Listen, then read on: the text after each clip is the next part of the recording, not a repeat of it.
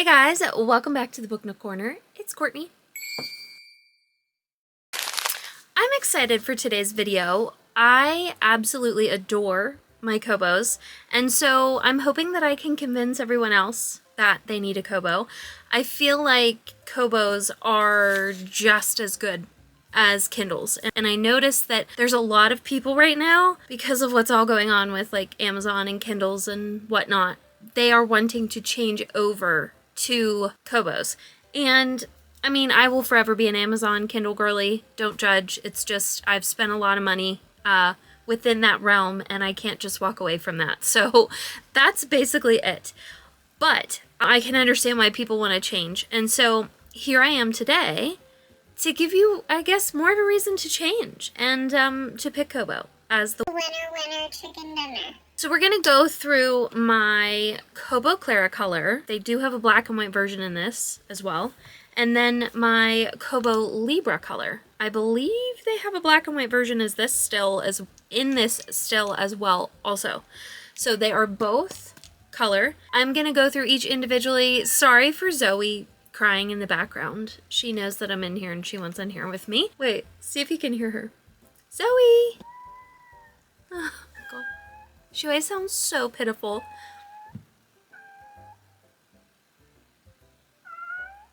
I'm going to go through kind of all of the pros of the Kobo Clara and why you should pick the color version especially. I have a little list here, so don't mind me looking down on it. But the Kobo Clara is 6 inches, so it is about the size of the Kindle Basic, so it's very compact. I have made mine a little thicker girly because of all of my stuff on there. But if you just had this and you just had it in a clear case or any sort of case, it's very compact, very little, very light. Of course, this has a great battery, like no problems there. And then obviously it is beautiful color. It's very subtle.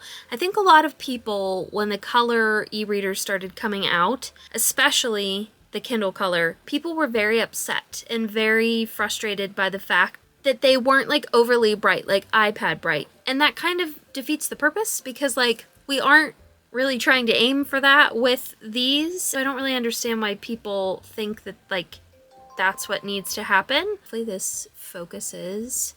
That's one thing about this camera. I think if I take my face out of the equation, there we go, because it wants to just focus on my face. So that is what the color looks like as far as covers go, book covers, which I think is just beautiful. By the way, this is random, but why do they make the ebook covers? Like, why would they not just all be the same size? That honestly kind of irritates me. Like, I don't understand that. Next, I will show you what the text looks like on a book. So there is the cover. I'm just gonna do this so that you can see it, because if I put my face in it, like I said. So obviously very crisp, very quick. The inside of the book is not really necessarily color unless there is, you know, colored illustrations of some kind. But as you saw, that map was not color.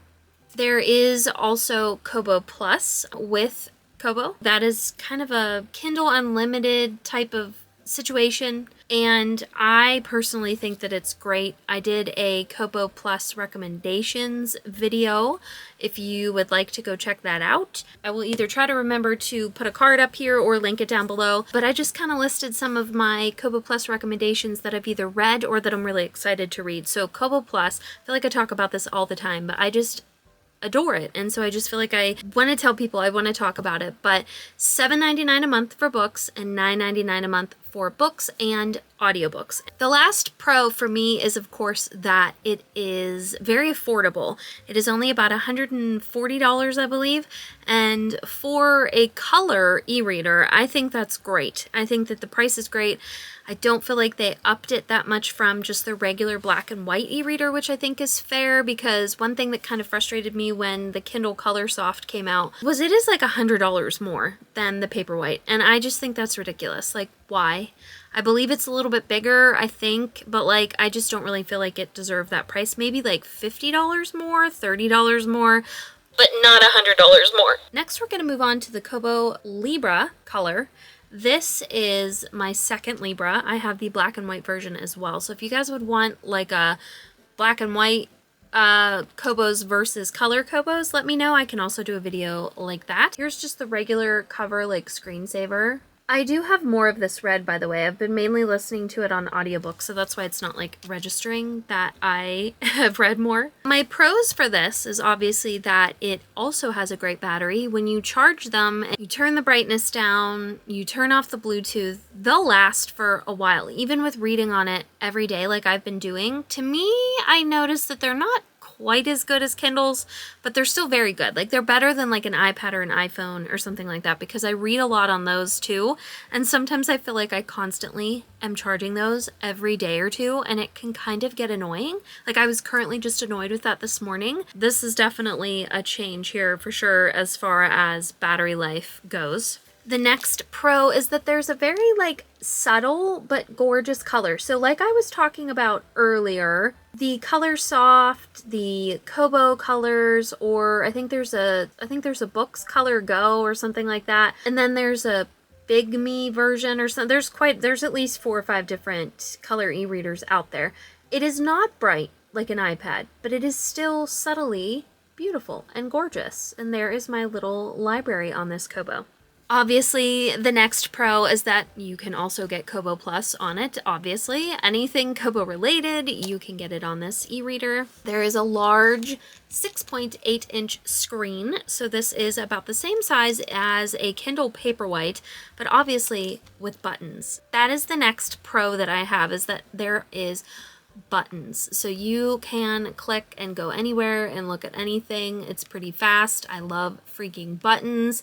They make me so happy, and I could sit and just click them and like go through my book as fast as I want. The next one is that this is also very affordable. I believe this is about $240-ish, $230, something like that. It might even only be like $220. I can't remember, but either way, it's not that far over $200, which I personally think is very affordable for this. And I think that this company in general is more affordable most of the time than Kindle is, I would say. My last pro for this is that you can obviously annotate on it. So I just kind of wanted to show you this way. That was a terrible heart. Looks like a butt. There we go. So this is the Meta Pen 2, by the way. This is not the Kobo pen. I kind of wish I would have gotten the Kobo pen, but here we are. This still works just as good, honestly. I don't have any problems with it whatsoever. It is great, and it's just as quick and fast as an iPen. I literally have no issues with it. So next we're going to move to the differences between the two. I bought both of these around the same time because I wanted them and I couldn't help myself. But obviously not everyone can do that or even wants to do that, and they just want to buy one. So what is the differences between the Kobo Clara Color and the Kobo Libra Color? So one of the differences between the Clara and the Libra is obviously the Clara doesn't have buttons, and it is a smaller screen. So it's a 6-inch screen versus the Libra's 6.8. And you do not have buttons on the Clara like you do the Libra. Some people don't care about buttons. Some people, that doesn't mean anything to them.